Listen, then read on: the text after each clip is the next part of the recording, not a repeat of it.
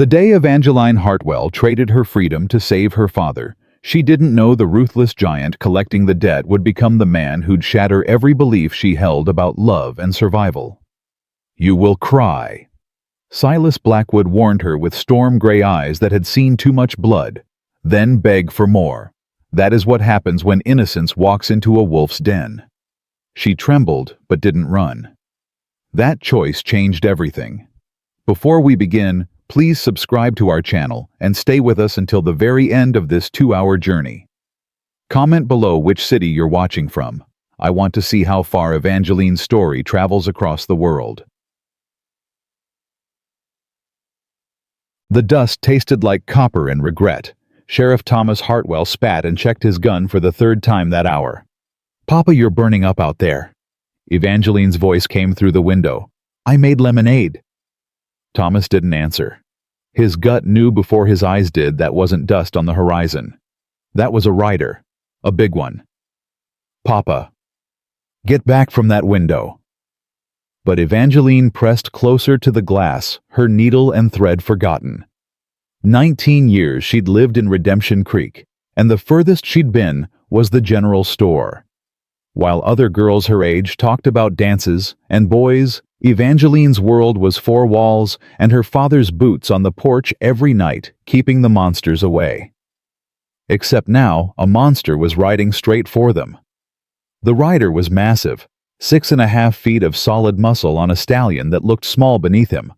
Black clothes, black hat, moving like death keeping an appointment. "Who is that?" Thomas's jaw clenched. "I said get back."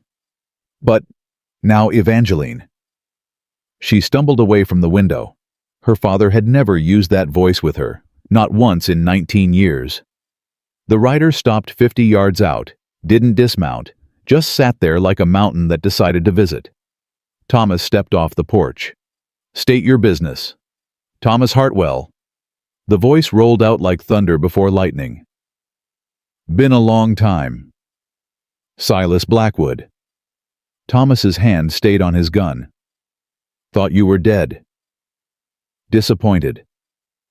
"Hopeful." Evangeline couldn't help it. She crept back to the window. Sweet mercy, he was bigger standing. Broad shoulders that blocked the sun. Scarred jaw. Hands that looked like they could snap a man's neck without trying. Then his eyes found hers through the glass. Storm gray. Cold as December rain. Her breath stopped. Her heart kicked against her ribs. Something pulled tight in her chest, like standing at the edge of a cliff wanting to jump and terrified to fall. Those eyes widened, just for a second, like he'd seen something he didn't expect. "Inside!" Thomas roared. Evangeline jerked back, hand pressed to her racing heart. "I'm here for what's owed," Silas said. "Nothing's owed. The Lawson Ranch, 300 acres, creek rights. My money bought it 10 years ago. Time to collect. Lawson's dead. Ranch is abandoned. Land's mine now. Law says debts transfer to assets." Silas's boots hit the dirt. "I'm not asking permission, Sheriff. I'm telling you what's already mine." Thomas spat again. "And if I say no, then you're choosing how this ends, and we both know I don't lose." "That a threat?" "It's a promise." No anger in that voice, just fact. "I've killed 17 men. 15 were armed and drew first. The other 2, they earned it different ways. I don't start trouble, but I finish every fight that starts with me." Evangeline's hands shook. She'd heard whispers about the Reaper of the High Plains, a debt collector who never forgot, never forgave. Some said he was the devil's hired gun. Nobody ever said he lost. "Get off my land, Blackwood." 3 days, Sheriff. Clear whatever's on that ranch. After that, anyone standing between me and what's mine." The boots turned. "Ask Silver Creek what happens then." Thomas sucked in a sharp breath. The giant mounted up and rode off. Thomas slammed inside so hard the windows rattled. "Papa, what?" "Pack a bag. You're going to Aunt Martha's, tonight." "What?" "No. Silas Blackwood wants something people die. I won't let you." If you run, if you send me away, he wins before the fight starts." The words burst out. "I'm not a child. I'm 19 years old." "You'll do what you're told." "Then tell me the truth first." She crossed her arms, trying not to shake. "What happened in Silver Creek?" Thomas grabbed the whiskey, drank straight from the bottle. "Town council said they didn't owe Blackwood nothing. Said his papers were fake. They had 12 armed men and a federal marshal." "What did he do?" "Walked in, talked for 2 hours, laid out every piece of proof, offered to settle for half." Thomas's voice dropped. "They laughed at him, told him to get out or die. So he killed them. Worse, he walked out, came back with a federal judge and a bank examiner. Turned out the council had been stealing his payments for years, the marshal too. Then he was right. He foreclosed on every property they owned, had the marshal arrested. 3 men killed themselves rather than go to prison. The town never recovered." Thomas slammed the bottle down. "That's what Silas Blackwood does. He takes what's owed and doesn't care who it destroys." Evangeline moved back to the window. Somewhere out there, that giant was making camp, planning his next move. What if we paid him? With what? That ranch has been rotting 6 years. The debt's probably 5,000–6,000 with interest. We don't have it. Nobody does. Then what? You shoot him. If I have to. You'll die, Papa. Tears burned her eyes now. And then he takes the ranch anyway, and I'm alone, and this town has no law, and everything falls apart. Is that what Mama would want? Thomas's face crumpled. Don't bring her into this. She'd want you alive. She'd want us to survive. Even if... Her voice shook. Even if it costs something. I won't bend to him. Then maybe I will. Silence dropped like an axe. Thomas's head snapped up. What did you say? I said maybe there's another way. Her mind raced, pulse hammering. He wants payment. What if we offer something else? Something worth more than a broken ranch?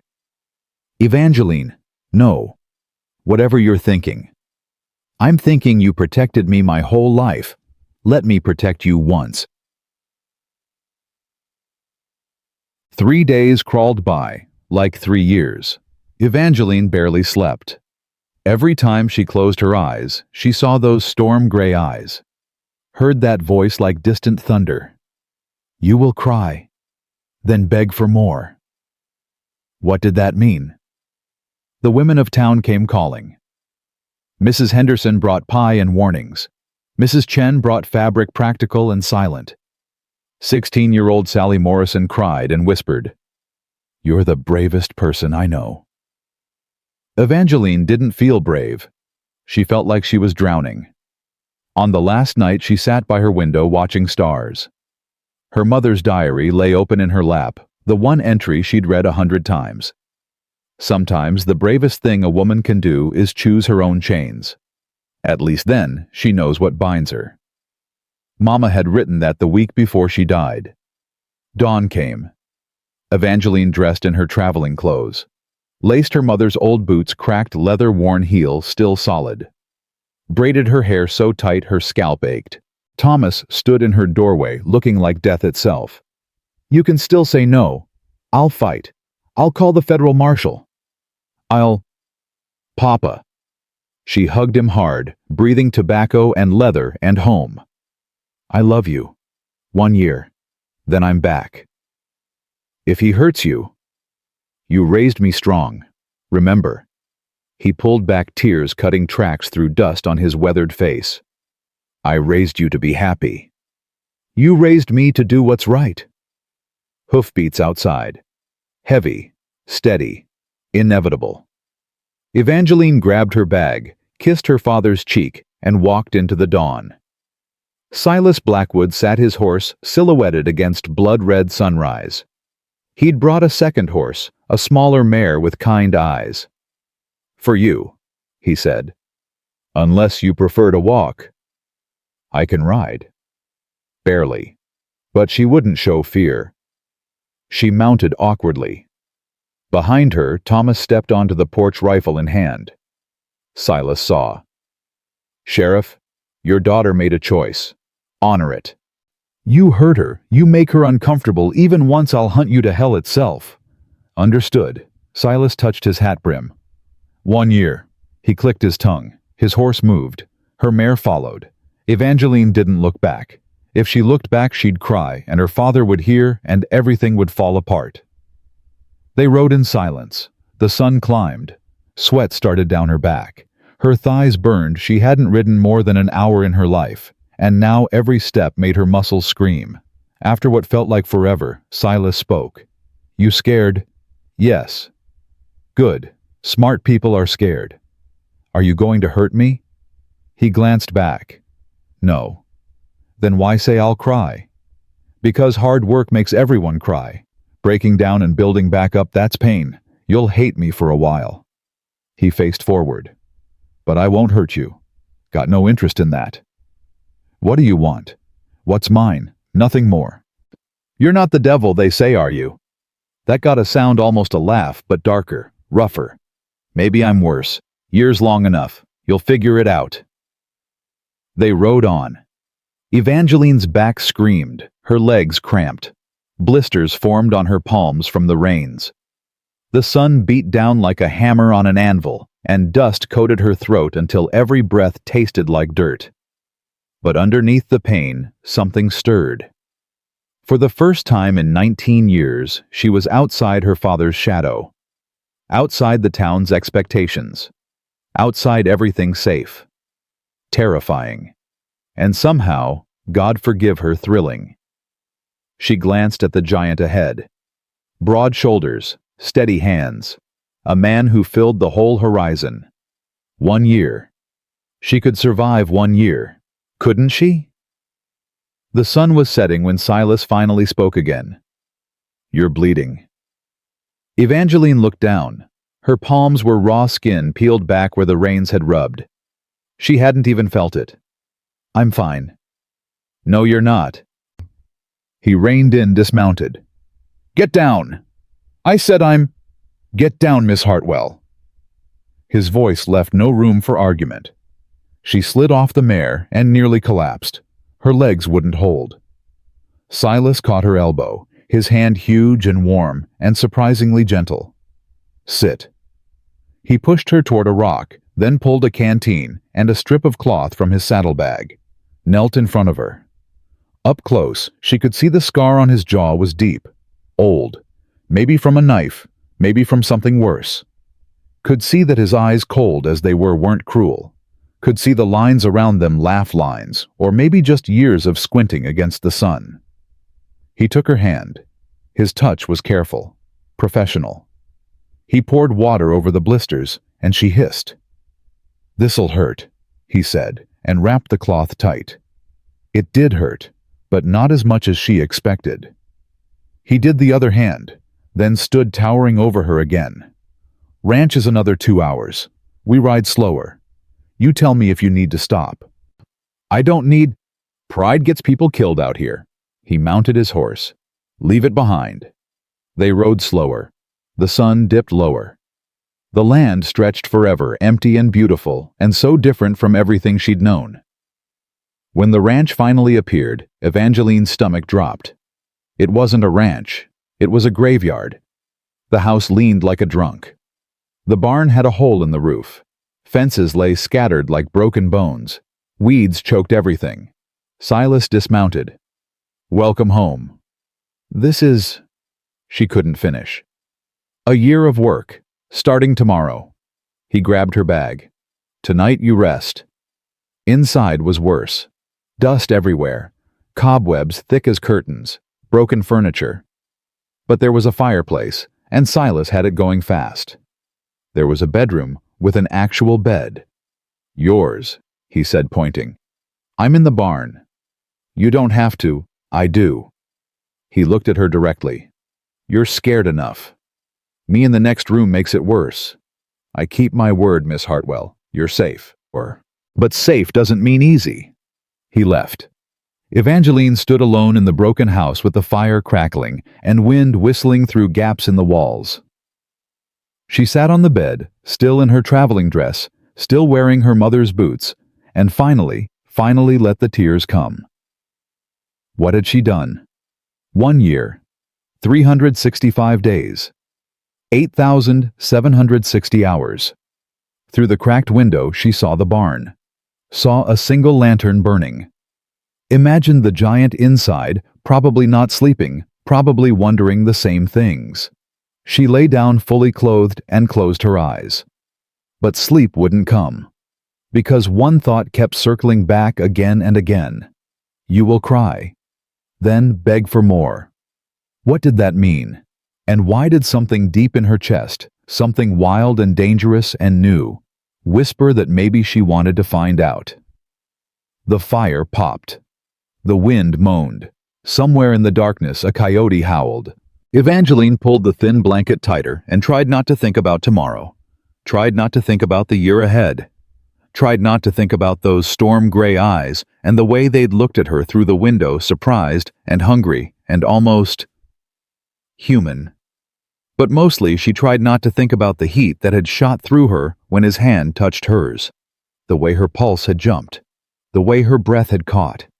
She was terrified of him, but she was also, God help her, curious. And in the darkness, with only the fire for company, Evangeline Hartwell realized something that should have scared her more than anything else. Part of her didn't want the year to go fast. Part of her wanted to know what happened when innocence walked into the wolf's den. Part of her wanted to cry and beg for more. The rooster didn't wake her. The pain did. Evangeline's eyes opened to gray dawn light, and every muscle in her body screaming. Her thighs felt like someone had beaten them with a club. Her back was a sheet of fire. Her hands throbbed under the bandages Silas had wrapped the night before. She tried to sit up and gasped, "Sweet Jesus!" Outside, boots crunched in the dirt, coming closer. Evangeline forced herself upright, biting her lip to keep from crying out. Her traveling dress was wrinkled, dusty, streaked with sweat, and God knows what else. Her braid had come half undone. She looked like she'd been dragged behind a horse. 3 sharp knocks on the door. "Miss Hartwell, sun's up," Silas's voice, deep, matter of fact, like they were starting any normal day. Her voice cracked. She cleared her throat.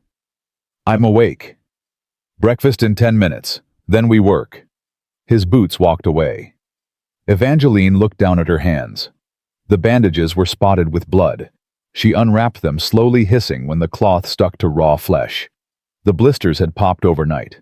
Her palms looked like raw meat. How was she supposed to work like this? But she'd made a promise. 1 year. No quitting. No running. She stood, legs shaking, and made her way outside. The morning air hit her like a blessing, cool, clean, nothing like the stifling heat of yesterday. Silas stood by a small fire cooking something in a cast-iron pan. Coffee boiled in a dented pot. He glanced at her, took in her condition, and his jaw tightened. "Sit." "I'm fine." "Sit, Miss Hartwell." She sat on an overturned crate, too tired to argue. Silas poured coffee into a tin cup, added something from a small bottle, and handed it to her. "Drink. All of it." The coffee was bitter and burned going down. Whatever he'd added tasted like medicine and regret. "What is that?" "Willow bark extract, for the pain." He spooned beans and salt pork onto a plate. "Eat." The food was plain, almost tasteless, but her stomach was so empty it didn't care. She ate like a starving dog while Silas watched, arms crossed. "Your hands are worse than I thought," he said finally. "I can work." "Not like that, you can't." He pulled out a tin of salve from his saddlebag. "Give them here." "I don't need—" "Miss Hartwell." His voice dropped lower. "We can spend the next year arguing every time I tell you something, or you can trust that I know what I'm doing. Your choice." Evangeline held out her hands. Silas knelt in front of her again. His fingers were surprisingly gentle, as he spread the salve over her torn palms. It stung at first, then went cool and numb. "This'll help them heal faster. But you'll wear gloves today. No arguments." I wasn't going to argue. "Yes, you were." He wrapped fresh bandages. "You're stubborn. Saw it the first day. You get it from your father." "You knew my father before." "Met him once, 12 years ago. He arrested a man who owed me money. Let him go anyway because the man had a wife and kids." Silas tied off the bandage. "Your father's a good man. Too good, probably. Men like that don't live long out here." "Is that why you accepted my offer? Because you respect him?" Silas stood towering over her again. "I accepted because you had courage. Stupid courage, maybe. But courage all the same." He turned toward the barn. "Finish eating. We start in 5 minutes." The work was brutal. Silas handed her a broom and pointed at the house. "Sweep every room. Get the dust out. Open the windows. Air it out." "What are you doing?" "Fixing the roof, unless you want rain in your bed." He climbed a ladder leaning against the house carrying tools and wood planks like they weighed nothing. Evangeline watched him for a moment, the way he moved with such easy strength, like the laws of physics bent around him. Then she started sweeping. The dust was everywhere, thick as fog. Every stroke of the broom sent clouds into the air that made her cough and choke. Her arms burned. Her back screamed. The gloves helped, but her hands still throbbed with every movement. Above her, hammer strikes rang out steady as a heartbeat. Silas worked without stopping, without slowing, without even seeming to tire. 2 hours passed. 3. The sun climbed higher, and the heat came with it. Evangeline's dress was soaked with sweat. Her hair stuck to her neck. Her throat was raw from dust and thirst. She stumbled outside for water and found Silas already on the ground waiting. "Drink," he said, handing her the canteen. "Slow, don't gulp." The water was warm and tasted like metal, but it was heaven. "How long have you been watching me?" "Long enough to know you were about to collapse." He took the canteen back. "You push too hard. That's good for courage, bad for survival." "I can handle it." "Can you—" He studied her with those storm-gray eyes. "You're shaking. Your lips are white. You're about 10 minutes from heat stroke." "I'm fine." "You're not. And if you collapse, I have to stop working to take care of you. That puts us behind." His voice stayed flat factual. "Pride won't rebuild this ranch. Smart work will. Know your limits." Evangeline wanted to argue, wanted to prove she was strong enough. But her legs were trembling and black spots danced at the edges of her vision. "What do you want me to do?" "Rest. In the shade. 1 hour. Then back to work." 1 hour is not negotiable. He turned back to his ladder. "You work yourself to death, the debt doesn't get paid. Remember that." She rested in the shade of the leaning porch, watching him work. The hammer rang. Wood split and joined. Slowly, steadily, the roof took shape. He didn't stop, didn't slow, just worked with machine-like efficiency. How long had he been doing this, she wondered? How many places had he rebuilt? How many debts had he collected with sweat instead of blood? And why did a man called the Reaper know how to fix roofs and bandage hands and recognize heat stroke? "You're staring," Silas said without looking down. Evangeline flushed. "I'm resting." "You're wondering." He drove a nail home with 3 precise strikes. "Wondering what kind of man I am. Whether the stories are true. Whether you made a mistake." "Did I?" He looked down at her then. "Years barely started. Ask me again at the end."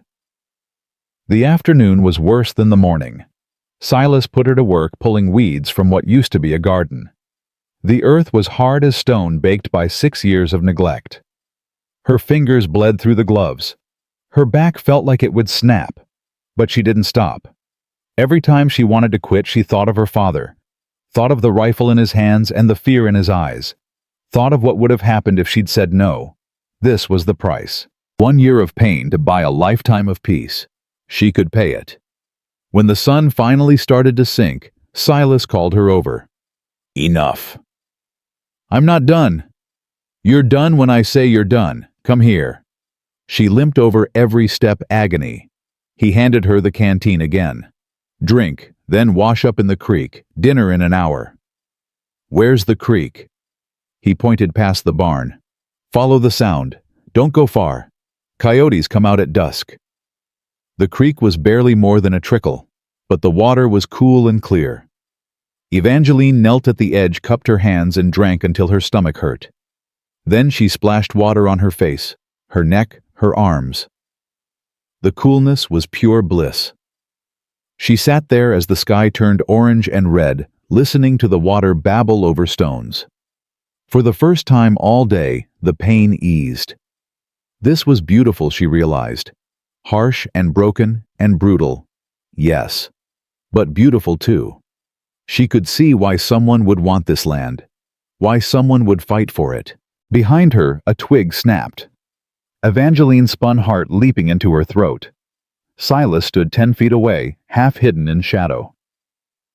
"Didn't mean to startle you." "How long have you been there?"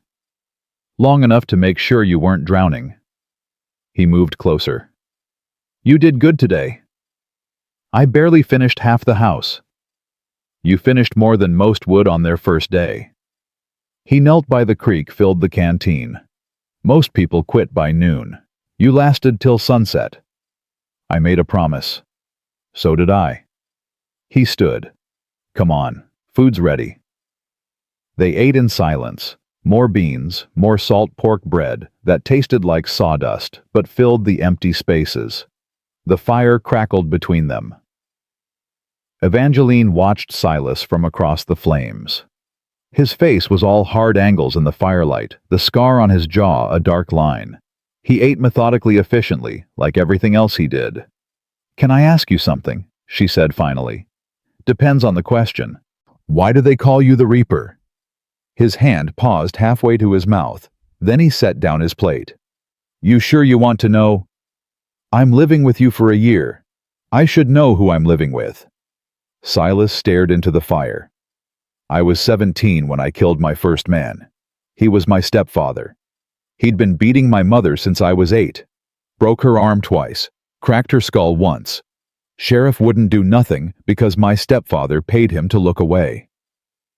Evangeline's breath caught. One night, he came home drunk. Started on her again.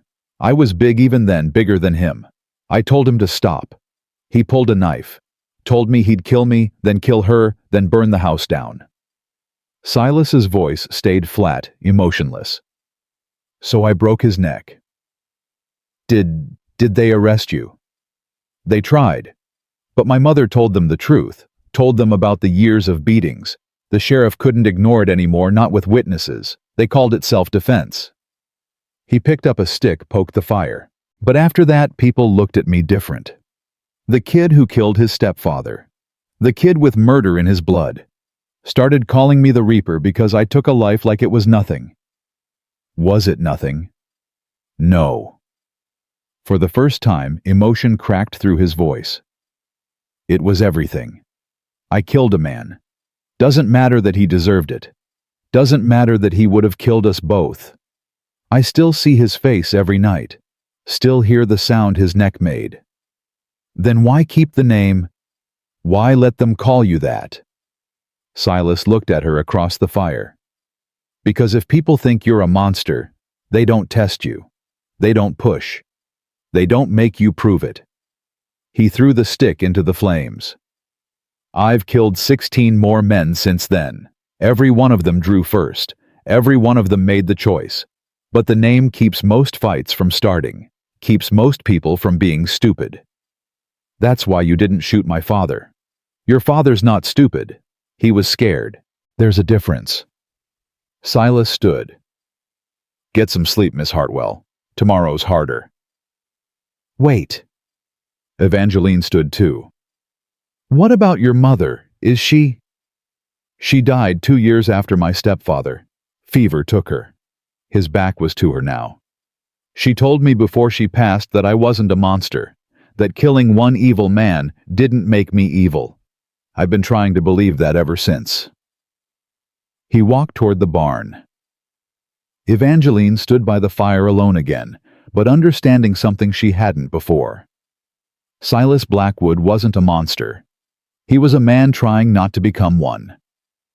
The second day was worse than the first. Evangeline woke to the same screaming muscles, the same bleeding hands, the same exhaustion in her bones. But she also woke to fresh bandages on the porch, hot coffee waiting, and bread that tasted slightly less like sawdust. Silas was already working when she emerged, hammering new boards on the barn. "Eat," he called down. "Then start on the kitchen. It's a mess." The kitchen was worse than a mess. It was a disaster.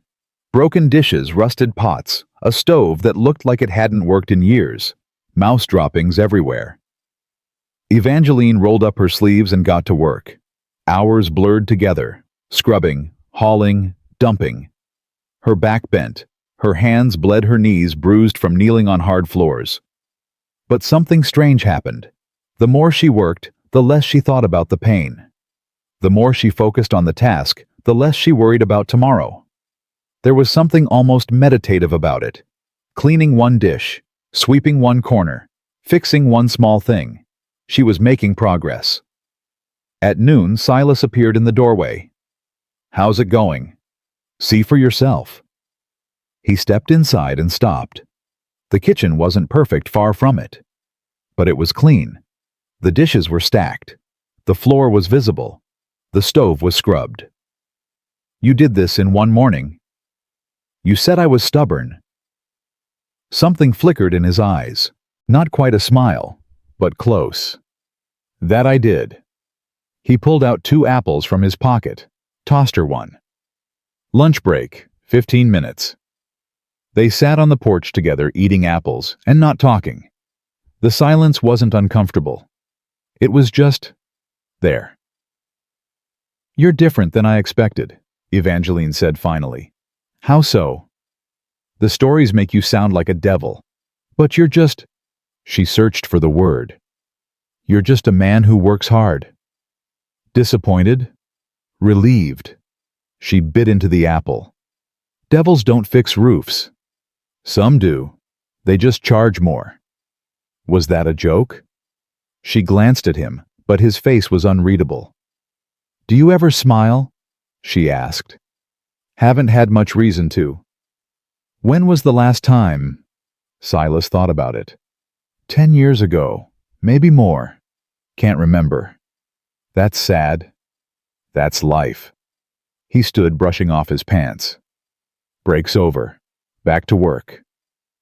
But as he walked away, Evangeline could have sworn she saw the corner of his mouth twitch. The third day it rained. Not a gentle rain. A storm that came out of nowhere, turning the sky black and the wind vicious. Thunder shook the walls. Lightning split the darkness. Evangeline huddled inside the house, watching water pour through gaps in the roof that Silas hadn't fixed yet. She grabbed pots and pans, setting them under the leaks. The door burst open. Silas stood there, soaked to the bone, hair plastered to his head. "Roof's holding on your side. You're safe." "What about the barn?" "Barn's seen worse." He wiped water from his face. "Storm should pass by morning." But it didn't pass. It got worse. By evening, the wind was screaming.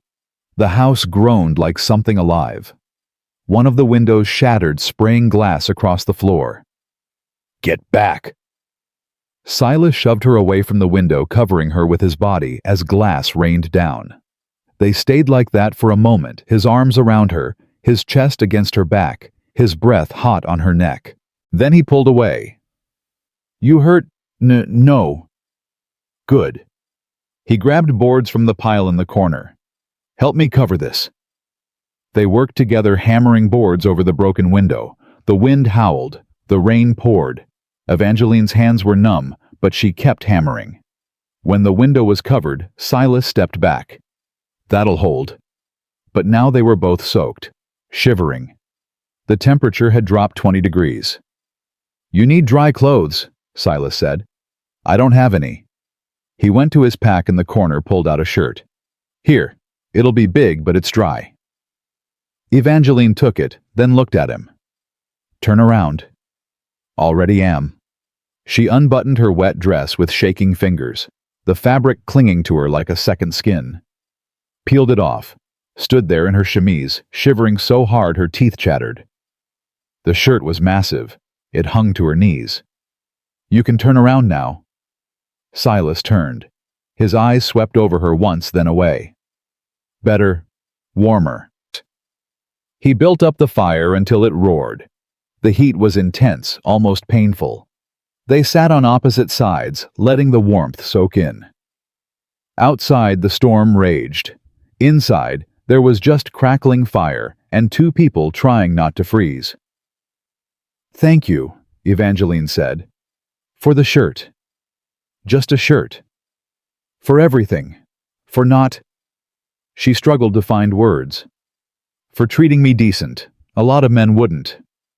Silas poked the fire. "Your father was right to worry. A lot of men would have taken a pretty young girl and made her regret ever leaving home." He looked at her then. "But I'm not most men, and you're not most girls. You work hard, you don't complain, you keep your word." He turned back to the fire. "That earns respect. Even from a reaper. Especially from a reaper." The storm finally died around midnight. Evangeline fell asleep by the fire, wrapped in Silas's shirt, too exhausted to make it to her bed. When she woke, pale morning light was streaming through the gaps. The storm was gone. Everything smelled clean and new, and there was a blanket over her that hadn't been there before. Silas was already outside assessing the damage. Evangeline stood stretched and walked out to join him. "How bad?" "Could be worse. Barn's intact. Most of the roof held. We lost some fencing, but we can fix it." He glanced at her. "You slept in." "I was tired." "You earned it." He handed her coffee. "Today we start rebuilding the garden fence. Animals keep getting in. Won't grow anything until we keep them out." They worked side by side in the mud, pulling old posts, digging new holes, setting fresh wood. The ground was soft from the rain, which helped, but it was still back-breaking work. At one point, Evangeline lost her grip on a post. It fell, nearly hitting her foot. Silas grabbed it out of the air. "Pay attention." "I am paying attention." "You're distracted." He set the post down. "What's on your mind? Why do you live like this? You could collect your debts and live anywhere. Why stay out here alone?" "Because out here, nobody asks questions. Nobody expects things. Nobody gets disappointed." He dug another hole. "And I'm not alone anymore. For the next year anyway." "Does that bother you? Having me here?" He paused. "No, it doesn't." "Why not?" "Because you're quiet when you work. You don't chatter. You don't complain about things you can't change." He looked at her. "You just do what needs doing. That's rare." "My father taught me that." "Your father taught you well." They worked until sunset. By the time they finished, the garden had a fence. Not a perfect fence, but a fence that would hold. Silas stepped back, surveying their work. "Good. Tomorrow we start planting." "Already. Spring's short out here. We plant now, or we starve come winter."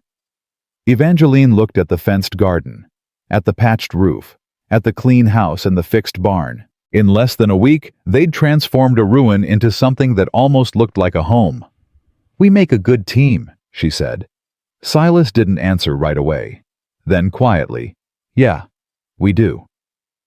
That night, sitting by the fire, Evangeline realized something. She wasn't counting the days anymore. Wasn't thinking about the 358 days left. She was thinking about tomorrow, about planting seeds, about fixing the next broken thing. She was thinking about the way Silas's hands moved when he worked, the way his voice got softer when he was tired, the way he always made sure she ate before he did.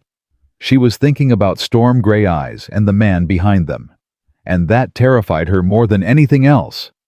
Because somewhere between the blisters and the exhaustion and the hard work, something had shifted. She wasn't just surviving anymore. She was living. And the wolf in the den wasn't a wolf at all. He was just a man who'd forgotten how to be one. Until now. The seeds went into the ground on a Tuesday morning when the earth was still damp from rain. Evangeline knelt in the dirt making holes with her fingers while Silas followed behind, dropping seeds and covering them. Her hands had calluses now, hard ridges where the blisters used to be. Her arms were brown from the sun. Her dresses hung looser. She'd lost weight from the work, but gained something else. Strength. Real strength, not the kind that came from sitting by windows. "How long until they grow?" she asked. "Beans maybe 6 weeks. Squash longer. Corn takes all summer." Silas tamped down the earth. "If we're lucky, and the weather holds. And if we're not lucky, then we eat what we can hunt and hope for better next year." Evangeline sat back on her heels. "You talk about next year like I'll still be here." Silas's hands paused. Figure of speech. But something in his voice said it wasn't. They worked in silence for a while, the sun climbing higher. Then Silas spoke again. "Your father came by yesterday." Evangeline's head snapped up. "What? While you were at the creek? He wanted to see you were all right. I told him you were. Told him you could visit if you wanted." "Why didn't you wake me?" "Because he didn't come to take you back. He came to make sure I was keeping my word." Silas dropped more seeds. "I showed him the house, the barn, the garden. He saw you'd been working hard. He saw you were safe." "What did he say?" "Said you looked different, stronger. Said he barely recognized his little girl." Silas glanced at her. "He also said, if I broke my promise, he'd kill me slow. Real slow." "That sounds like Papa." "He loves you. That's not a bad thing." Silas moved to the next row. "Most people got nobody who'd kill for them. You're lucky." "What about you? Did anyone ever love you like that?" "My mother did, before she died." He was quiet for a moment. "Nobody since." "Why not?" "Because I'm a hard man to love, and I don't stay anywhere long enough for someone to try." Evangeline wanted to say something. Wanted to tell him that maybe he wasn't as hard as he thought. But the words stuck in her throat. They finished planting as the sun reached its peak. Silas stood surveying the rows of fresh-turned earth. "That's good work. Real good work. Will you teach me to shoot?" The question came out before Evangeline could stop it. Silas turned. "Why?" "Because you said coyotes come at dusk. Because I'm out here alone sometimes. Because—" She lifted her chin. "Because I want to know how." He studied her for a long moment. "All right. Tonight. After dinner." That evening, Silas pulled out a rifle, not the massive one he carried, but a smaller one, lighter. He showed her how to hold it, how to sight down the barrel, how to breathe. "Squeeze, don't pull. Let the shot surprise you." Evangeline aimed at the tin can he'd set on a fence post 30 yards away. Squeezed. The rifle kicked into her shoulder so hard she stumbled back. The can stayed perfectly still. Again. She tried 5 more times. Missed every time. "I'm terrible at this." "You're learning. There's a difference." Silas moved behind her, adjusting her stance. His hands were warm on her shoulders. "You're tensing up, expecting the kick. That throws off your aim." "How do I not expect it?" "Trust yourself. Trust the rifle. Trust that you can handle whatever comes." His voice was close to her ear now. "Try again." Evangeline aimed, breathed, squeezed. The can flew off the fence post. "I hit it." She spun around, grinning. "I actually hit it." Silas's mouth twitched. That almost smile she'd seen before. "Told you. You just needed to trust yourself." For a moment they stood there, close enough that she could see gold flecks in his gray eyes. Close enough to feel the heat coming off his body. Close enough that her heart started beating faster for reasons that had nothing to do with shooting. Then Silas stepped back. "That's enough for tonight. Clean the rifle before you sleep." He walked away, leaving Evangeline standing there with the rifle in her hands and a strange ache in her chest. The days blurred together after that. Work and sweat, and slowly, steadily, the ranch came back to life. The roof stopped leaking. The barn stopped leaning. The garden started showing tiny green shoots, and something else started growing too. Evangeline caught herself watching Silas when he worked. The way his shoulders moved, the way he wiped sweat from his forehead, the way he spoke to the horses, gentle, patient, like they were worth listening to. She caught herself thinking about him at night, wondering what he was thinking in the barn, wondering if he ever thought about her. She told herself it was just loneliness, just proximity, just her mind playing tricks because he was the only person she saw day after day. But that was a lie, and she knew it. 6 weeks after she'd arrived, Evangeline was washing dishes in the creek when she heard hoofbeats, multiple horses, coming fast. She stood heart hammering. Silas was in town buying supplies. She was alone. 3 riders appeared over the ridge, rough-looking men with hard eyes and guns on their hips. The lead rider stopped when he saw her, smiled. It wasn't a nice smile. Well, well, didn't know Blackwood had himself a woman. Evangeline's hand moved to her pocket where she'd started carrying the small knife Silas had given her. State your business. Friendly visit. Tell Blackwood that Marcus Lawson's brother wants a word. The man dismounted. That'd be me, Cal Lawson. Mr. Blackwood isn't here. Then I guess we'll wait. Cal moved closer. His friends dismounted too, spreading out. You got coffee? Been a long ride. You need to leave. Now that's not very hospitable. Cal was 5 feet away now. 4. Your man took my brother's ranch. I'm thinking maybe he owes me compensation. The debt was legal. The ranch belongs to him. Legal. Cal spat. My brother drank himself to death because of that debt.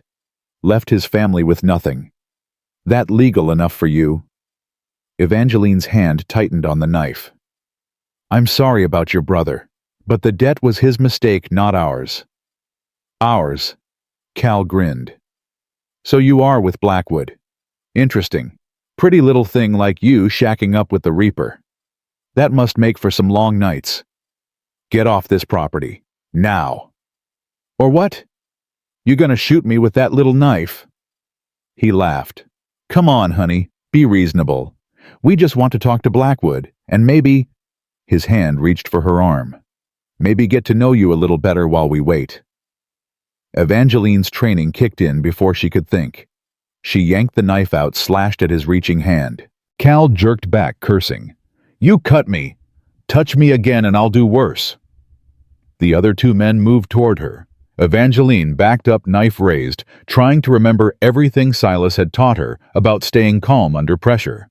Then a voice like thunder rolled across the yard. Touch her, and you're dead where you stand. Silas stood on the ridge, rifle in hand. He must have seen them from the road, must have run the whole way. Cal turned. Blackwood, been wanting to talk to you. Talk fast, then leave.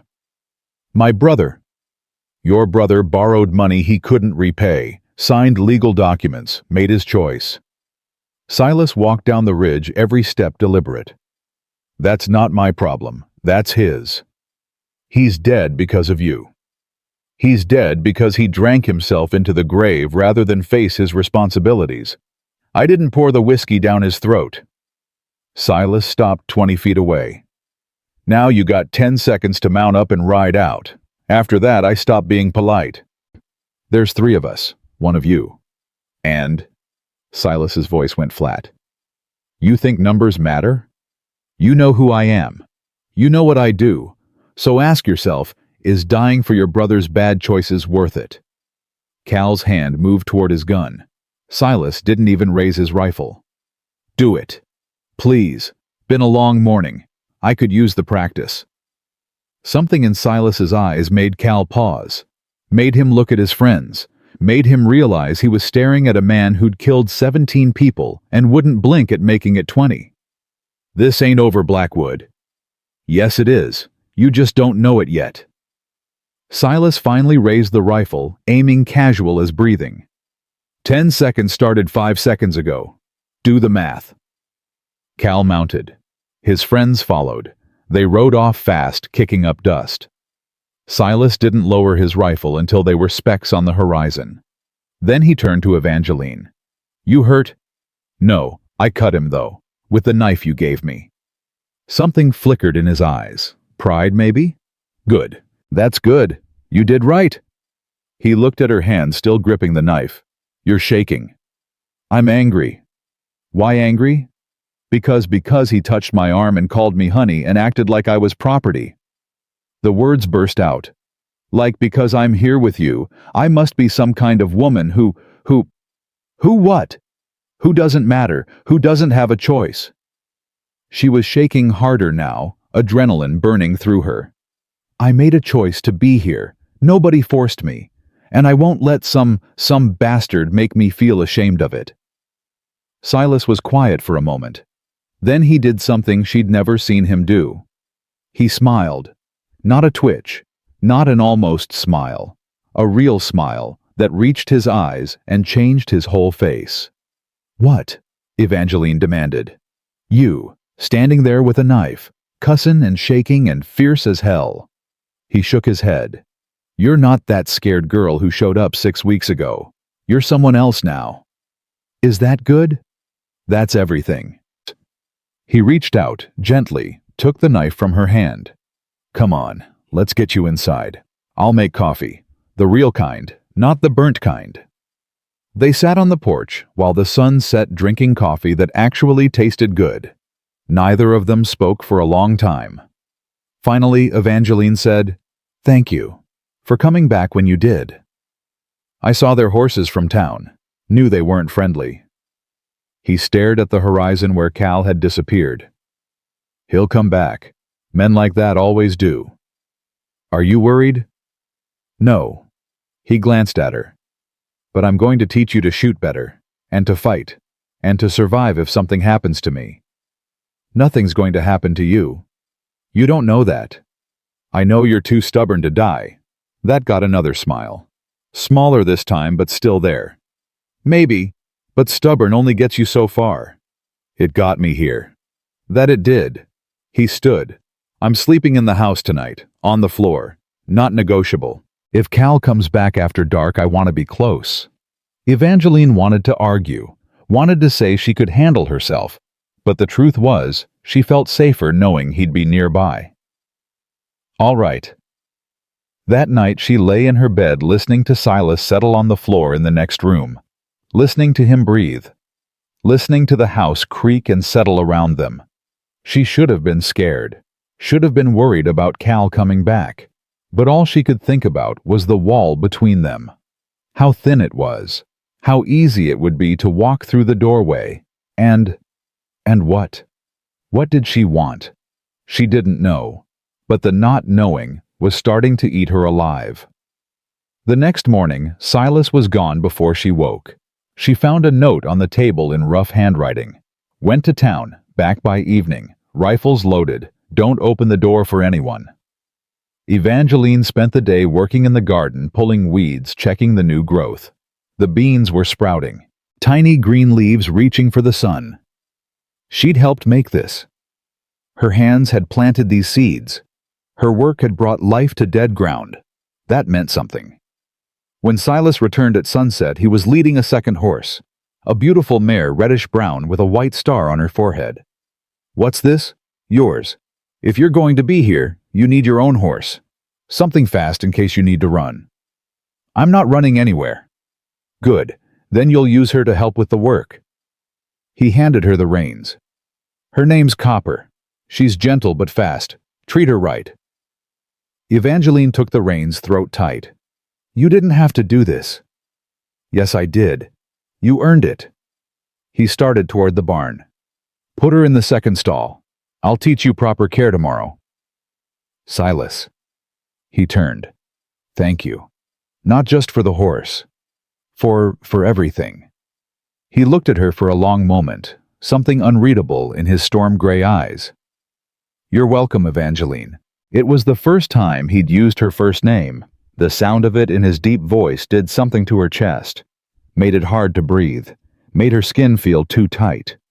She turned away before he could see her face. "I'll take care of her." That night she lay in bed thinking about her name in his mouth, about the way he'd smiled earlier, about the wall between them and how badly she wanted it gone. She was falling for him. God help her, she was falling for the reaper of the high plains, and she had no idea what to do about it. 2 weeks later, another storm rolled in, bigger than the last one, meaner. Evangeline and Silas worked frantically to secure everything: the horses in the barn, the tools under cover, the shutters closed tight. The storm hit at sunset like a freight train. Wind screaming, thunder that shook the walls, lightning that turned night into day. "It's bad," Silas said, checking the windows. "Real bad. Could be a tornado." "What do we do?" "If the wind gets worse, we go to the root cellar. It's underground, safest place." But the wind got worse fast. The house groaned. Something outside shattered. "Now!" Silas grabbed her hand, pulled her toward the back door. They ran through the screaming wind to the root cellar, rain pounding them like fists. Silas threw open the doors, shoved her down the stairs, followed, and slammed the doors shut. Darkness. Complete darkness, except for the lantern Silas lit with shaking hands. The cellar was small, maybe 8 feet by 8 feet. Shelves on the walls mostly empty, dirt floor, and barely enough room for 2 people.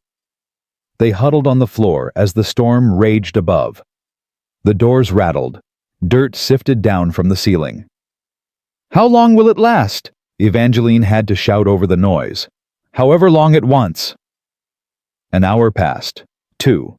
The storm didn't let up. They were pressed together in the small space, sharing warmth.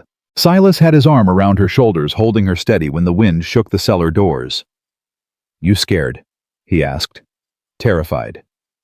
"Good. Smart people are scared in storms like this." "Are you scared?" He was quiet for a moment. "Of the storm? No. Of other things? Yes." "Like what?" "Like..."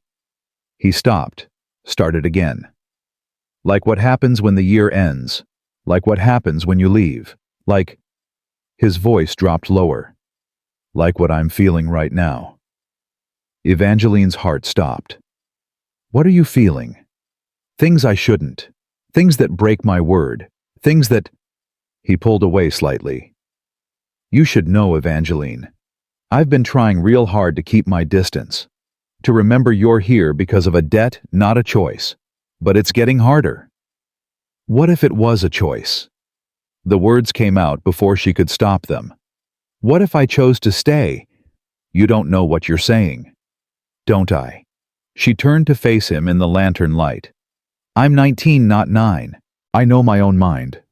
And I know..." Her voice shook. "I know that when you smile, my heart does something strange. I know that when you touch my hand, I don't want you to let go. I know that the wall between our rooms feels like the longest distance in the world." "Evangeline, I'm not finished." She was crying now, but she didn't care. "I know you're trying to be honorable, trying to keep your word. But what if keeping your word means denying something real, something that could be..." She didn't get to finish because Silas kissed her, hard and desperate, and like a man who'd been holding back too long. His hand cupped her face. His other arm pulled her close. Evangeline kissed him back with everything she had. All the loneliness and longing and want she'd been pretending didn't exist. When they finally broke apart, both breathing hard, Silas rested his forehead against hers. "This is a mistake," he whispered. "Then it's mine to make. If I start this, I can't stop. You understand, I've been alone too long, wanted someone too much. If we cross this line, then we cross it." She kissed him again, softer this time. "I'm not afraid of you, Silas. I'm afraid of leaving without knowing what this could be. You'll cry. Then I'll cry. You'll beg for more. Then I'll beg." She pulled back to look at him. "But I'll do it choosing you. Not because of a debt. Not because I have to. Because I want to." Silas stared at her for a long moment. Then something in his eyes changed. Softened. Heated. "Your dress is soaked through," he said quietly. "So is your shirt. You're shivering. So are you." His hand moved to the top button of her dress, paused. "Tell me to stop." "Don't stop." He unbuttoned slowly. One button. Two. His hands were shaking. Evangeline reached for his shirt, pulled it over his head, saw the scars across his chest and shoulders, saw the body of a man who'd worked hard and fought harder. "You're beautiful," she whispered. "I'm not. You are to me." They undressed each other slowly in the lantern light, with the storm raging above. No rush. No urgency. Just two people finally admitting what had been growing between them for weeks. When they came together on the dirt floor, with only their discarded clothes as a blanket, it wasn't the violent claiming Evangeline had feared. It was gentle, careful. Silas watching her face the whole time, making sure she was all right, making sure she wanted this. "Does it hurt?" he asked. "A little. But don't stop." "Never." He kissed her forehead, her cheeks, her mouth. Never stopping. Not now. Not ever. Afterward, they lay tangled together, the storm still raging but quieter now. Evangeline's head on Silas's chest, his arm around her, both of them breathing hard. "Are you crying?" he asked softly. "Yes." "Do you want me to stop?" "No." She looked up at him. "These are good tears." "There's good tears." "There are now."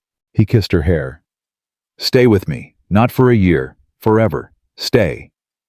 "The debt?"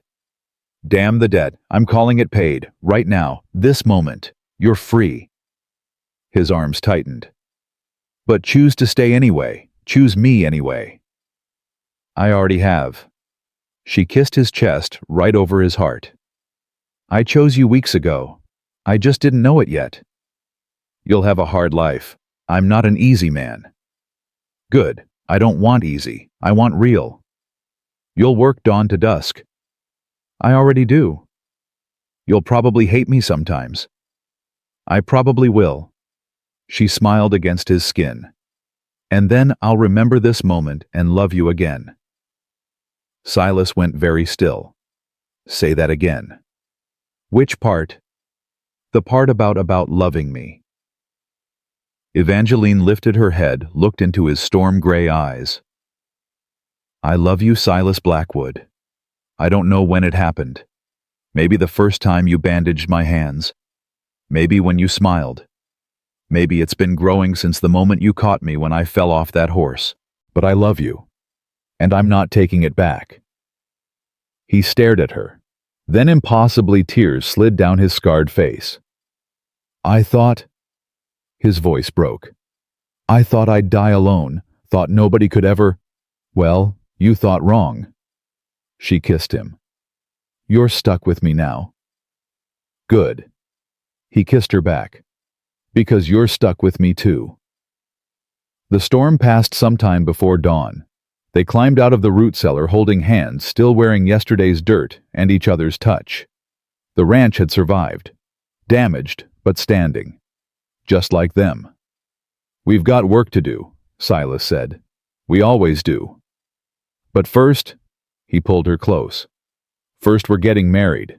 Soon as we can get to a preacher. I'm not taking any chances." "You asking or telling?" "Both." He grinned a real grin that changed his whole face. "Marry me, Evangeline Hartwell. Make an honest man out of this reaper." "Yes." She laughed and cried at the same time. "Yes, I'll marry you, even though you're impossible and stubborn and..." He kissed her quiet. And somewhere in the distance, the sun rose on a new day, on a new life, on two people who'd found each other in the wreckage and decided to rebuild something beautiful. Together. They rode into Redemption Creek 3 days later, Evangeline on Copper and Silas on his big stallion. The town went quiet when they appeared. Doors opened. Faces appeared in windows. Whispers started like wildfire. The Reaper was back, and he had the sheriff's daughter with him. Evangeline sat straighter in the saddle. Let them look. Let them whisper. She had nothing to hide and nothing to be ashamed of. They stopped in front of the sheriff's office. Thomas Hartwell stepped out, rifle in hand, face unreadable. "Papa," Evangeline said. Thomas looked at her, really looked, saw the changes, the sun-browned skin, the calloused hands, the way she sat her horse like someone who belonged in a saddle. Saw something else too, something in her eyes that hadn't been there before. "You all right, daughter?" "I'm more than all right." She dismounted, walked straight to him. "I'm getting married." Thomas's eyes went wide. "What?" "To Silas. Soon as we can find a preacher." She took her father's hand. "And I'm asking for your blessing, not your permission. I'm old enough to choose. But I'd like your blessing." Thomas looked past her to Silas, who'd dismounted and stood 10 feet back, giving them space. "You touch my daughter?" Thomas asked flatly. "Yes, sir." "She willing?" "More than willing. She chose me. Free and clear. Debts paid. Cancelled. She's here because she wants to be." Thomas's jaw worked. "You love her?" "More than I thought I could love anything." "You gonna treat her right? Provide for her, protect her?" "With my life. Every day. Until I'm dead." Thomas turned back to Evangeline. "You sure about this? Really sure? Because once you say those vows, there's no taking them back." "I'm sure, Papa. He's a good man, a hard man, yes, but good, and I love him." "Does he make you happy?" Evangeline smiled. "He makes me feel alive." Thomas was quiet for a long moment. Then he stepped forward and pulled her into a crushing hug. "Then you got my blessing, and if he ever hurts you, I'll kill him slow." "I heard that," Silas said. "Meant you to." Thomas released his daughter and walked to Silas, hand extended. "Welcome to the family, such as it is." Silas shook and something passed between the two men. Understanding, respect, the knowledge that they both loved the same woman and would die to keep her safe. "Preacher's in town," Thomas said. "Been here 2 days performing baptisms. I can fetch him if you want." "Now." Evangeline blinked. "Why wait?" Thomas almost smiled. "You're already living together. Might as well make it legal before the town gossips themselves to death." An hour later, Evangeline stood in the small church wearing the same dress she'd worn the day she left. Mrs. Chen had cleaned it, pressed it, added lace to the collar. Sally Morrison had picked wildflowers and woven them into Evangeline's hair. The whole town came. Not because they approved, because they were curious, because they wanted to see if the Reaper could really stand in a church without bursting into flames. Silas wore his only clean shirt, black pants, and boots he'd polished until they shone. He looked terrified. "You all right?" Evangeline whispered as they stood before the preacher. "Never been married before. Don't know what I'm doing." "Just say the words. I'll do the rest." The preacher was an old man with kind eyes and a voice that carried. "Dearly beloved, we are gathered here." "Can we skip to the important parts?" Silas interrupted. "No offense, preacher, but I'm not good at standing still." The preacher blinked, then chuckled. "All right then, Silas Blackwood.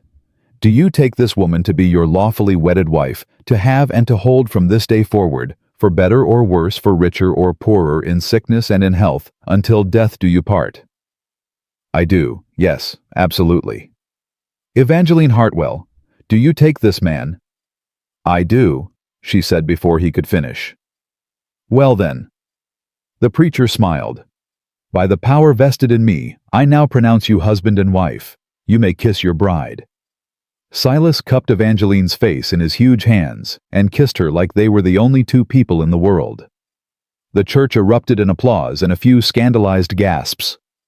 When they finally broke apart, Evangeline was crying again. Happy tears that wouldn't stop. "You're crying," Silas whispered. "Good tears, remember. The best kind." They walked out of the church into afternoon sunlight married. Thomas threw a small celebration at the saloon. Nothing fancy, just food and drink, and people trying to figure out how the sheriff's sheltered daughter ended up with the most dangerous man in the territory. Mrs. Henderson cornered Evangeline by the punch bowl. "Are you sure you know what you're doing, child?" "I'm not a child anymore, Mrs. Henderson, and yes, I'm sure. He's killed men. Men who deserved killing. And he's also the man who taught me to shoot, to ride, to stand on my own 2 feet. Evangeline smiled. "He's the man who makes me feel like I can do anything." "Well," Mrs. Henderson sniffed, "I suppose that's something." Across the room, Silas stood with Thomas, both men nursing whiskey. "You heard her," Thomas started. "You'll kill me slow. I know." Silas took a drink. "But I won't. Hurt her, I mean. She's the best thing that ever happened to me. I'd cut off my own arm before I'd make her cry. She's already crying. Saw her by the punch bowl. Those are happy tears." She explained the difference. Silas watched his new wife laugh with Sally Morrison. "I never thought I'd have this. A wife, a home, someone who looks at me like I'm worth something." "You are worth something. My daughter saw it. Maybe the rest of us were just too blind. Or maybe I needed her to become someone worth seeing." Thomas clapped him on the shoulder. "Take care of her. And if you need anything, supplies, help, whatever, you come to me. You're family now." "Thank you, sir. Call me Thomas, or Pa if you're feeling brave." Silas smiled. "Let's start with Thomas." They rode back to the ranch as the sun set, husband and wife, the horses walking slow because neither wanted to rush. When they arrived, Silas dismounted and lifted Evangeline down, holding her longer than necessary. "Welcome home, Mrs. Blackwood." "I like the sound of that." "So do I." He kissed her forehead. "But we've got a problem." "What problem?" "I've been sleeping in the barn for 3 months, and now I'm supposed to share your bed. But I'm—" He looked embarrassed. "I'm nervous." "You're nervous, we already—" "That was different. That was a storm and desperation and not thinking. This is deliberate. This is a wedding night. This is—" He ran a hand through his hair. "This is me trying not to mess it up." Evangeline laughed and took his hand. "Then let's mess it up together." They did, multiple times. And it was perfect in its imperfection, fumbling and laughing and learning each other all over again. Learning what made the other gasp, what made them moan, what made them forget everything except the feeling of skin on skin and hearts beating in sync. Afterward, Evangeline lay with her head on Silas's chest, tracing the scars she'd memorized. "Tell me about this one," she said, touching a long mark across his ribs. "Knife fight in Silver Creek. Before everything went bad there. Man thought I was cheating at cards." "Were you—" "No, but he was drunk and angry and looking for a reason." Silas's hand stroked her hair. "I let him cut me once before I put him down. Figured that was fair." "You let him—" "Sometimes you have to let people think they're winning before you show them they're not. Keeps them from doing something really stupid." "Is that what you did with me? Let me think I was winning?" He tilted her chin up to look at him. "No. With you I lost from the moment I saw you in that window. Just took me 3 months to admit it." She kissed him. "Good answer." "It's the truth." His arms tightened around her. "You scared me, Evangeline. Still do. Because now I have something to lose. For 17 years, I've had nothing. Nobody. Didn't matter if I lived or died. But now—" His voice roughened. "Now I wake up scared every morning that something will take you from me. I'm not going anywhere. You don't know that. People die. People leave. People—" "Silas." She pressed her hand over his heart. "I'm here. Right here. And I'm staying. You're stuck with me, remember? Promise. I promise." They fell asleep, tangled together, and for the first time in his life, Silas Blackwood slept without nightmares. The next few months were the happiest either of them had ever known. They worked the ranch together, planting and building and slowly turning ruin into home. The garden flourished.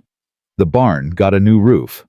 They bought 3 cows, a dozen chickens, and a pig they named Brutus because he was mean as hell. Evangeline learned to rope to brand to birth a calf when the time came. Silas learned to laugh, to tease, to dance in the kitchen while dinner cooked. They learned to fight and make up and fight again because marriage wasn't always easy, but it was always worth it. News spread across the territory. The reaper had settled down, got himself a wife, wasn't collecting debts anymore unless they came to him. Some people were relieved, others were skeptical, but slowly, carefully, people started showing up at the ranch. First was a young man named Jacob, barely 20, with haunted eyes and nowhere to go. "Heard you might have work," he said. "I can work hard, won't cause trouble." Silas studied him. "You running from something?" "Yes, sir, my past, but I'm trying to be better." Silas glanced at Evangeline, who nodded. "All right, you sleep in the barn. Work dawn to dusk. We'll pay you fair and feed you good.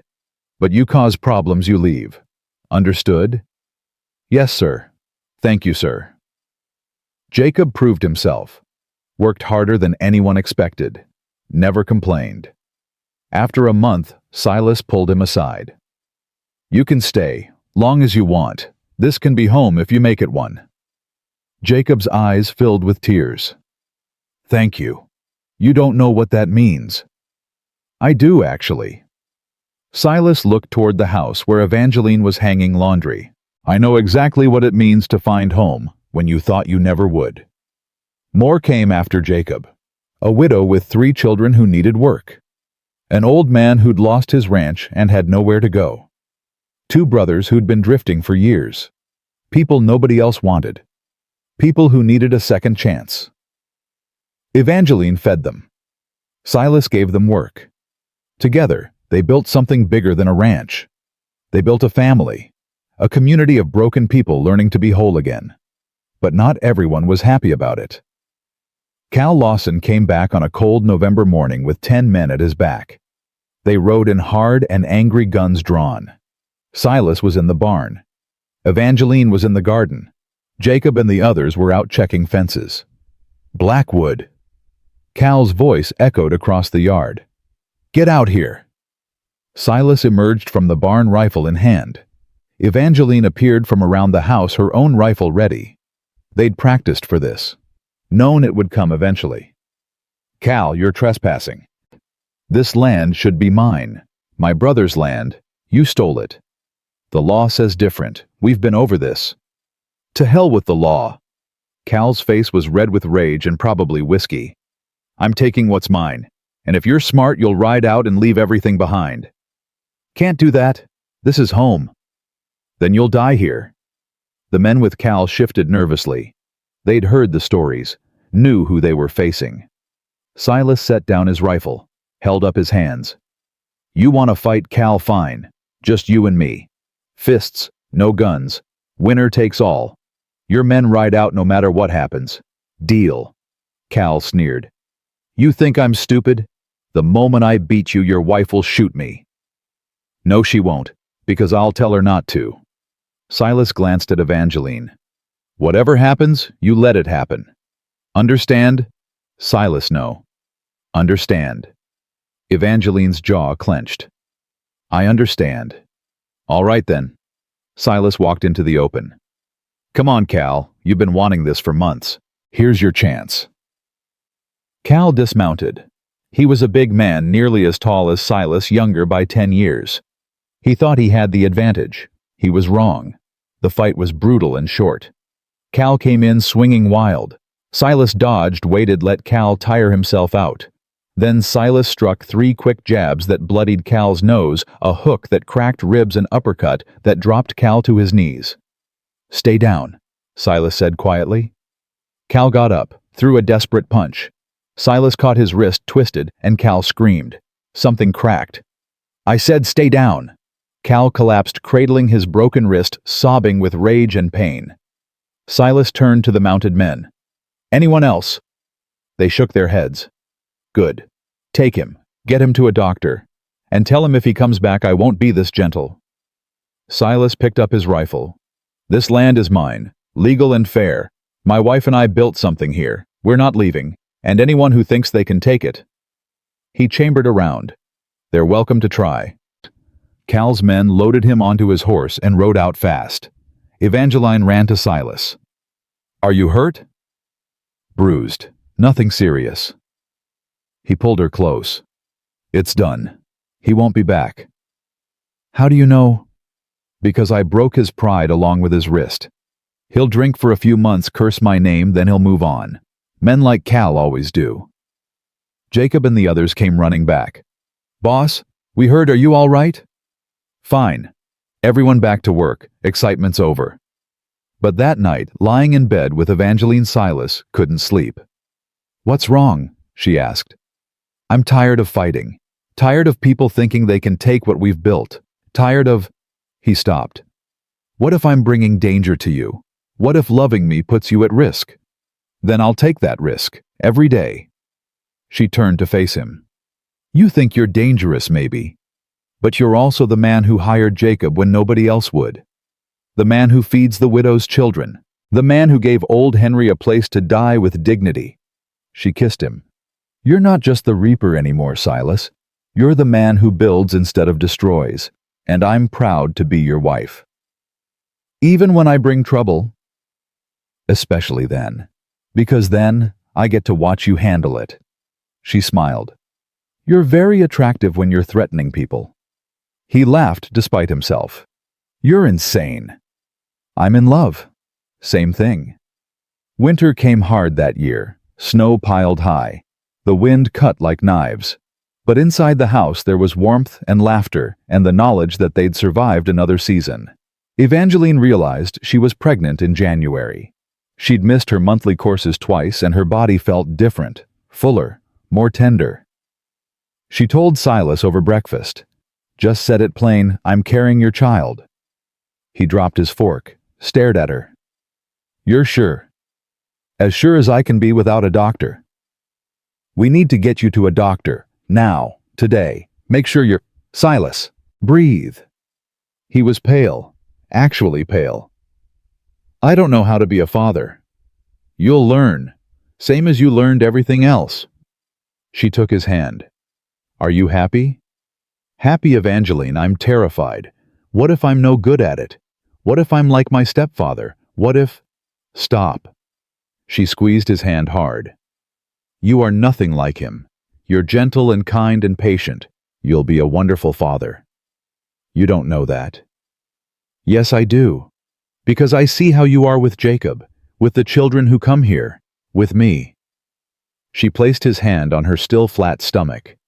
"This baby is lucky. They'll have a father who fights for them, who protects them, who loves them." Silas's eyes filled with tears. "I love you. God, I love you so much." "I love you too." She smiled. "Now eat your breakfast. Your child is making me hungry." He laughed and cried at the same time, and couldn't stop touching her belly like he couldn't believe it was real. Thomas came to visit in February, bringing supplies and staying for dinner. When Evangeline told him about the baby, his face crumpled with joy. "I'm going to be a grandfather." "You are." "Well, hell." He wiped his eyes roughly. "Guess I need to build a cradle and learn to do grandfather things. What do grandfathers do?" "Spoil the baby rotten," Silas said. "That's what mine did before he died." "I can do that." Thomas raised his glass. "To my daughter, my son-in-law, and my grandchild, who's going to be the luckiest kid in the territory." They drank to that. Later, after Thomas left, Silas held Evangeline close on the porch watching the stars. "A year ago I was alone," he said quietly. "Had nothing but debts to collect and a reputation that scared everyone away. Now I have—" His voice broke. "Now I have everything." "We have everything," Evangeline corrected. "We built this together." "No, you built me. I was just pieces before you. Broken pieces. You put me back together. Then we put each other together." She turned in his arms. "Because I was broken too. Just in different ways. I was a scared girl who'd never lived. You taught me to be strong, to choose, to fight. We're quite the pair. The best pair." She kissed him under the stars. "And we're going to raise a child who knows they're loved, who knows they're wanted, who never doubts for 1 second that they matter. Promise." "I promise." Spring came. The garden bloomed. Evangeline's belly grew. The ranch thrived. And two people who'd found each other in the hardest of circumstances built a life that proved love wasn't about easy.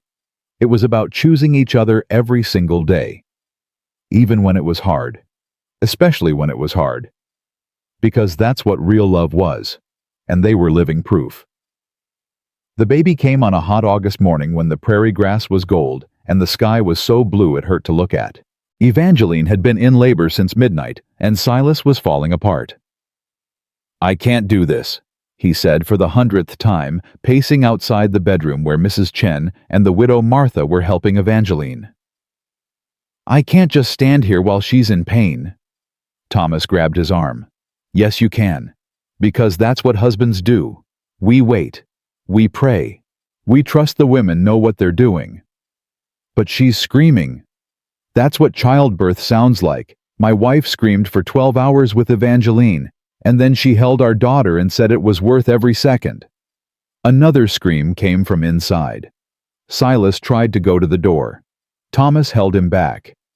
"You go in there, you'll just be in the way. Let them work." "I should be with her." "You will be, soon as that baby's here." Thomas handed him a glass of whiskey. "Drink. Calm down. You're making me nervous, and I'm not even the father." Silas drank, paced, prayed to a God he wasn't sure existed, made bargains take me. Instead, let her live. "I'll do anything, just let her be okay." Then, when the sun was halfway to noon, a different sound came from the bedroom. A baby crying. Silas's legs nearly gave out. Thomas caught him laughing. "That's it. That's your child." The door opened. Mrs. Chen appeared smiling. "You can come in now. Mother and baby are both healthy." Silas pushed past her and stopped dead. Evangeline lay in the bed, exhausted hair stuck to her forehead with sweat, and in her arms, wrapped in a blanket Martha had made, was the smallest person Silas had ever seen. "Come here," Evangeline whispered. He moved like he was walking through water, sat carefully on the edge of the bed, looked down at his child. A girl, tiny, perfect, with a shock of dark hair and eyes that were trying to open. "She's beautiful," he managed. "She has your chin. Look." Evangeline touched the baby's face. "And she's strong, came out fighting." Just like her mother. "And her father." Evangeline looked up at him. "Do you want to hold her? I might break her." "You won't. Here." She carefully transferred the baby to his arms. Silas held his daughter like she was made of glass. She was so light, so fragile, and she was his. His and Evangeline's. A whole person they'd made together. The baby opened her eyes. Gray. Storm gray like his. And Silas Blackwood, who'd killed 17 men and never shed a tear for any of them, broke down crying. "I've got you," he whispered to his daughter. "I've got you, and I'll never let anything hurt you. Never. I promise." Evangeline cried too. Happy tears, the best kind. "What should we name her?" she asked. Silas thought about it. "Hope. Because that's what she is. Hope that I can be better. Hope that this life we built will last. Hope that—" His voice cracked. "Hope that I deserve this. You do deserve it. We both do." Evangeline reached up, wiped his tears. "Hope Blackwood. I love it." Thomas came in, then stopped in the doorway and promptly started crying too. "Grandpa wants to meet his granddaughter," Evangeline said. Thomas took Hope carefully, and she wrapped her tiny hand around his finger. "Hello there, little one. I'm your grandpa, and I'm going to spoil you absolutely rotten." "She's not even an hour old, and you're already planning," Silas said. "That's my right as a grandfather." Thomas rocked the baby gently. You did good, daughter. Real good. We both did. Evangeline smiled at Silas. She's ours. The first year of Hope's life was chaos. Beautiful chaos. She cried at night and laughed during the day and learned to crawl faster than seemed possible. Silas was terrified of everything, that she'd get sick, that she'd get hurt, that he'd make a mistake and ruin her somehow. Evangeline just laughed and handed him the baby. You're doing fine. Look, she loves you. It was true. Hope lit up whenever Silas came near, reached for him with chubby hands, made sounds that were almost words, and every single time Silas's heart broke and remade itself. I don't know how you do it, he told Evangeline one night after they'd finally got Hope to sleep. How you make it look so easy.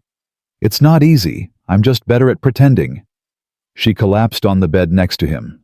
I'm exhausted, permanently exhausted. But I'm happy. So am I. He pulled her close. Happier than I ever thought I could be. Even when she screams for 3 hours straight. Even then.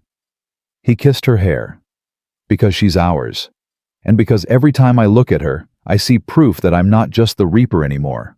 I'm a father, a husband, a man who builds instead of destroys. You were always that man. You just needed someone to see it. I needed you to see it. They fell asleep tangled together, just like they had every night since that storm in the root cellar. And even when Hope woke them 2 hours later crying for her mother, Silas smiled. This was life. Real life. And it was worth every sleepless night. The ranch continued to grow. More people came seeking work and second chances. Silas and Evangeline hired everyone they could build. More cabins expanded the operation. They had cattle now, dozens of them. Horses to sell.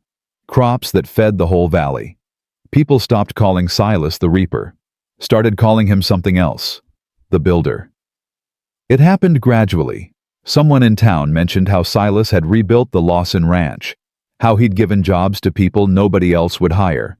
How he'd turned a broken piece of land into something thriving and good. The name stuck. How do you feel about it? Evangeline asked when she heard. About what? Being called the Builder instead of the Reaper. Silas thought about it. Feels right. Like I finally earned a name that fits who I am instead of who I was. I like it. The Builder and his family. She bounced Hope on her hip. Tell Papa what you're building today. New fence, north pasture. He took Hope, who immediately grabbed his nose. But first I'm building something else. What? A swing. For this one. She's almost 2. Time she had a proper swing. Evangeline's eyes filled with tears. You're building our daughter a swing. Why are you crying? These happy tears, or sad tears? The happiest. She kissed him. You're a good man, Silas Blackwood. I'm trying to be. Every day I'm trying. When Hope was 3, a man rode up to the ranch asking for Silas. Young man, maybe 25, with nervous eyes and hands that shook. You Silas Blackwood, the one they call the Builder. That's me. I heard you give people second chances. Is that true? Silas studied him, saw the fear, saw something else too, shame. Depends on what you need a second chance from. I killed a man, 2 years ago, in self-defense, but his family doesn't see it that way. They've been hunting me ever since. I'm tired of running, tired of looking over my shoulder. The young man's voice shook. I heard you understand what it's like to kill someone and carry it forever. Thought maybe you'd understand me too. Silas was quiet for a long moment. Then he held out his hand. What's your name? Daniel. Daniel Foster. Well, Daniel, you're welcome here, long as you work hard and stay honest. But understand something, if that family comes looking, we handle it legal. No more killing. No more running. We face it straight on. Agreed. Yes, sir. Thank you, sir. Daniel proved himself just like Jacob had. Worked dawn to dusk, never complained, slowly, let go of the fear that had been eating him alive. And when the family did come looking 6 months later, Silas met them with a federal marshal documentation of the self-defense claim and enough witnesses to prove Daniel's story. The family left. Daniel stayed, and Silas added another person to the collection of broken souls learning to be whole. "You're a magnet for strays," Evangeline teased that night. "Takes one to know one." "I wasn't a stray. You were a scared girl trading her life to save her father's. That's the definition of stray." He pulled her onto his lap. "And I'm glad you were. Otherwise, I'd still be alone collecting debts and scaring people. Do you ever miss it? That life?" "Not even for a second." He kissed her neck. "This is better. This is everything." Hope toddled over, climbed onto Silas's lap next to her mother. "Papa story." "What story?" "How you met Mama." Silas and Evangeline exchanged glances. They'd told Hope pieces of it, but not everything. She was too young for some parts. "Well," Silas started, "I came to your grandpa's town looking for something that belonged to me, and I saw your mama through a window. She was the prettiest thing I'd ever seen." "And brave," Evangeline added. "I stepped between Papa and Grandpa to stop a fight." "Really brave," Silas agreed. "So brave I couldn't say no when she offered to work for me for a year." "And you fell in love." "We did. Slowly. Then all at once." He booped Hope's nose. "And then you came along and made everything perfect." Hope beamed. "Tell me more." They told her the safe parts, the work, the storm, the wedding. Left out the fear and the violence and the moments when everything could have gone wrong. Someday, they'd tell her the whole truth. But for now, this version was enough. Years passed. Hope grew into a bright, fearless child who loved horses and wasn't afraid of anything. They had a son next Samuel, who had Evangeline's dark eyes and quiet nature. Then twin girls, Grace and Faith, who were tornadoes in human form. The ranch became legendary. People came from across the territory to see what Silas Blackwood had built, to see if the stories were true that the Reaper had really settled down, had really become something else. They always left believing. Because the proof was everywhere. In the thriving fields, in the workers who'd found family, in the children running and laughing, in Evangeline and Silas sitting on the porch every evening, holding hands watching the sun set over land they'd brought back to life together. On Hope's 10th birthday, Thomas came to visit. He was older now, gray-haired, and moving slower, but still sharp as ever. "I need to tell you something," he said to Silas while they watched the kids play. "What's that? I was wrong about you. That first day. I thought you were death coming for everything I loved." Thomas's voice was rough. "But you gave my daughter a life I never could have. Made her stronger than I ever imagined. Gave me grandchildren who'll carry on when I'm gone." He cleared his throat. "What I'm saying is thank you, for proving me wrong, for being exactly what she needed." Silas couldn't speak for a moment. "I'm the one who should thank you. You raised her to be brave, to be strong, to choose her own path. Without that, she never would have chosen me. You gave each other what you needed. That's what love is." Thomas smiled. "And you built something beautiful from it. This ranch, these kids, this life. It's more than I ever dreamed for her." That night, after the kids were asleep and the ranch was quiet, Evangeline and Silas sat on the porch like they had 1,000 times before. "Do you remember that first night?" Evangeline asked. "When you left me in the house and slept in the barn?" "I remember everything, every word, every moment." "What were you thinking?" "That I'd made a huge mistake. That I'd taken something precious and didn't know what to do with it." He squeezed her hand. "And that I was already falling for you, and it terrified me. I was terrified too. But also," she smiled, "also curious, wanting to know what would happen, if the stories were true, if you were really a monster or just a man." And just a man. A hard, stubborn, beautiful man who needed someone to see him.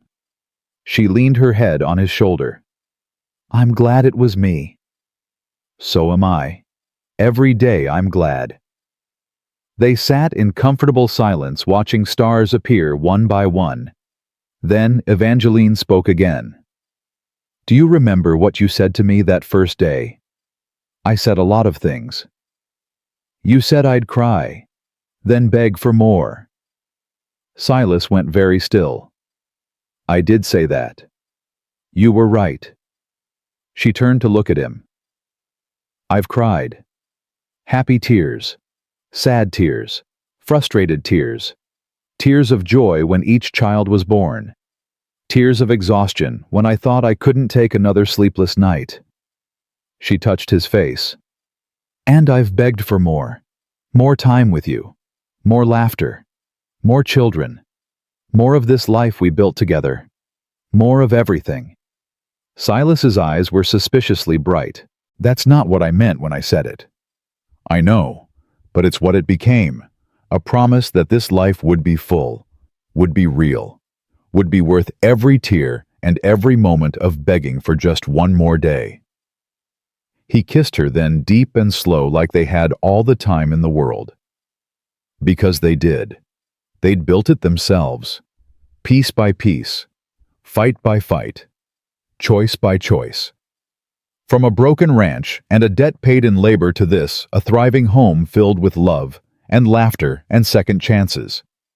From the reaper and the sheriff's daughter to the builder and his wife. From two lonely people to a family that proved redemption wasn't just possible. It was real. Thomas passed away peacefully 5 years later, surrounded by grandchildren. His last words were to Evangeline, "You chose right, daughter. You chose love." More years flowed past like water. Hope grew up and married a good man who worked the ranch alongside her brothers and sisters. Samuel became a lawyer who helped people who couldn't afford help. The twins opened a school in Redemption Creek.